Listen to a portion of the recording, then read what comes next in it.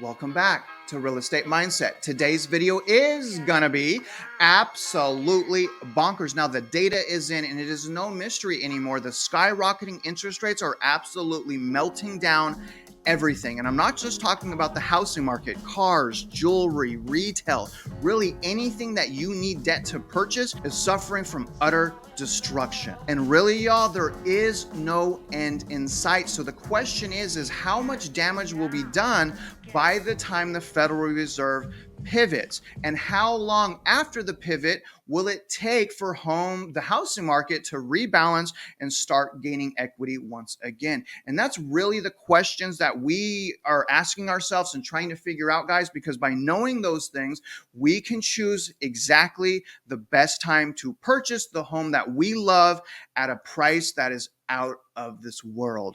And that's really what I'm after here. And that's what I believe that you guys are after too. And if you can remember, you guys, like this video, subscribe if you haven't already, and shoot me a comment below. But we're going to dig into a Realtor.com article to really dig into this, guys, titled "Any End in Sight? Mortgage Rates Jump, Delivering Another Shattering Blow to the Housing Market." So we're going to jump into this article. But again, I want to say to you guys before we continue, it is vital. It is very important that you understand that things are going to get more unaffordable. So you must do the best you can to stay ahead of the unaffordability. If you do that, you will be a winner. But if you can't stay ahead of the unaffordability, you may have to get in line. And I don't want you guys to stand in line. I want you guys in the front of the line leading the way. So stay ahead of the unaffordability. How do you do that?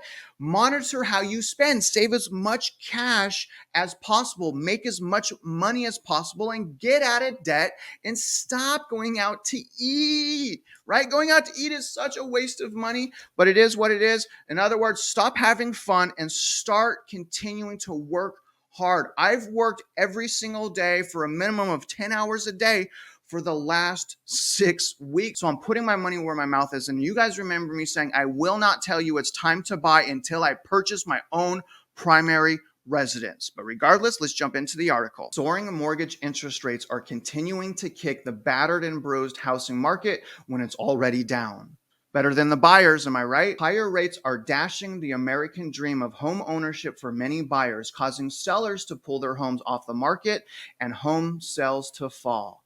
Mortgage rates surged to the highest level in 20 years, hitting an average of 6.92% in the week ending October 13th for 30-year fixed rate loans, according to Freddie Mac. Rates more than doubled from October of last year. In a blow to home buyers, rates have the potential to keep notching up. Mortgage rates have been going up largely in response to the U.S. Federal Reserve's raising its own short-term interest rates to get inflation under control. The Fed is expected to continue aggressively hiking its rates, especially after September's Consumer Price Index report showed that inflation had risen 8.2% year over year in September. That is very bad. Mortgage rates typically follow the trajectory of the Fed's rates. It's immediate pandemonium, said mortgage lender of approved funding in River Edge, New York. It's a sticker shock for people because they're going to see rates climb. And that is absolutely right. And here's my prediction as far as the interest rates. Now, if everything goes according to plan, right? If everything is priced in and there's no surprises, more than likely mortgage interest rates are not going to go too much higher this year. But if anything is out of control, if the labor market's hotter than expected, if inflation is higher than expected, or if things are going down like the Federal Reserve wants, then there will be additional increases of interest rate that will feel like it happens overnight. However, the crazy thing about everything, if things go as planned, it's already priced in. And my question is who's pricing this in, right? Like who's staying ahead of all this and pricing this in? It blows my mind. But again, if anything at all goes out of forecasting or plans, we're going to have a shakeup once again. And that's already happened 2 times this year. Regardless, let's jump back into the article. At today's rates and home prices, buyers who purchase a home are paying about 80% more.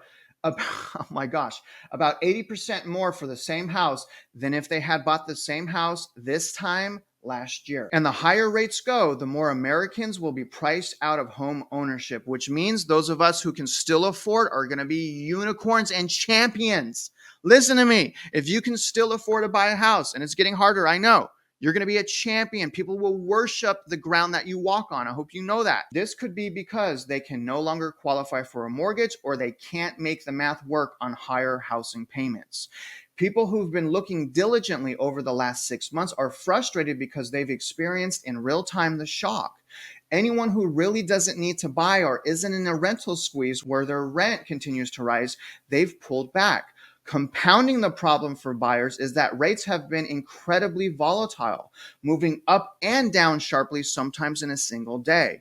Even if you speak to a lender in the morning, these prices may be outdated by the afternoon. And that is a huge problem for people, even people that are currently under contract that are just now beginning the loan process. Their payment could have jumped $500 in 2 days. I mean, this is scary stuff, guys. And then again, I always go back to it's okay because what we really need is the prices to go down. And by doing all of these tightening and taking all these measures, that's exactly what's going to happen. It's going to hit the prices, it's going to hit the inventory. And we're already seeing that. Let's jump back into the article. How the housing market is responding to higher mortgage rates. The rapidly correcting housing market has already led buyers dropping out of the market like flies. Fewer home sales and homes sitting for sale longer. Bidding wars and high offers over asking price have died down. Many homeowners, most of whom are locked into mortgages with significantly lower rates, will likely be reluctant to put their homes on the market and purchase new ones. But again, remember, number one reason people move is employment. If they need mortgages to trade up or down into larger or smaller homes, their payments could be significantly higher if they purchase today. It seems inevitable that the higher mortgage rates have to crimp sales over time. Sales are going to be low, not because people love their house, but because they love their mortgage. Home prices are beginning to come down from record highs over the summer, at least in some markets. Sellers have been forced to cut prices and negotiate them down further as fewer buyers can afford these pricier properties with these higher rates. However, prices overall are still significantly higher than they were a year earlier. Now, again, we're going into a new stage of our housing market. The stage we're going into right now is a whole bunch of pressures being put on prices. Number one, seasonally historical months of price decline. Number two, the 7% interest rates. Number three, the recession is almost out the bag. Number four, rent could possibly actually be going down. Number five, rental demand, like investor demand, is absolutely crushed right now. Flipping demand, absolutely crushed. So again, we're going into the next phase of the housing market, which is crumble apart quickly. Mark my words, but we'll keep an eye on the data. Let's finish out the article. Are mortgage rates guaranteed to rise? There is no guarantee that mortgage rates will continue shooting up. The Fed interest rate hikes are only one component of the factors determining mortgage rates. Investor activity in the bond market also helps to decide the direction in which mortgage rates move. When the stock market is volatile, investors usually heed to less risky U.S. Treasuries and mortgage bonds. When demand for bonds rise, so do prices, and that leads mortgage rates to fall and the stock market to crash. Just saying. We think the worst is behind us in terms of mortgage rates. Oh my gosh. What are these guys saying? He expects to see swings in rates over the next few weeks before they start calming down in late October. Well, that hasn't happened yet, has it? In addition, there's a very large spread between the Fed's short-term rates and mortgage rates. Usually they're closely aligned. The difference is more important because it provides some wiggle room for mortgage rates. They could fall a little, stabilize, or at much lower levels than they've done over the last few months in response to the Fed's actions, says Goldman. Now, there's a few things that I want to end this video on. Now, I've already made point one, and that is you guys have to stay ahead of this, right? You have to stay ahead of the rising interest rates, the higher payments, and the unaffordability. So don't forget that. Now, number two, there is a lot more pain to come. Things are only just beginning. And remember, quantitative tightening has only been going on, 7 months at the most? So the fact that things are happening the way they are right now, guys, is mind-blowing. Now, number three, I want you to remember this. Again, if you can make it out of the unaffordability, you're going to be a buyer where people worship the ground that you walk on, and that is the time to buy. Now, other than that, you guys, I really hope you guys got some value, some perspective, and some insights from today's video. And if you're out there investing in real estate, you know I wish you luck, and I hope you win.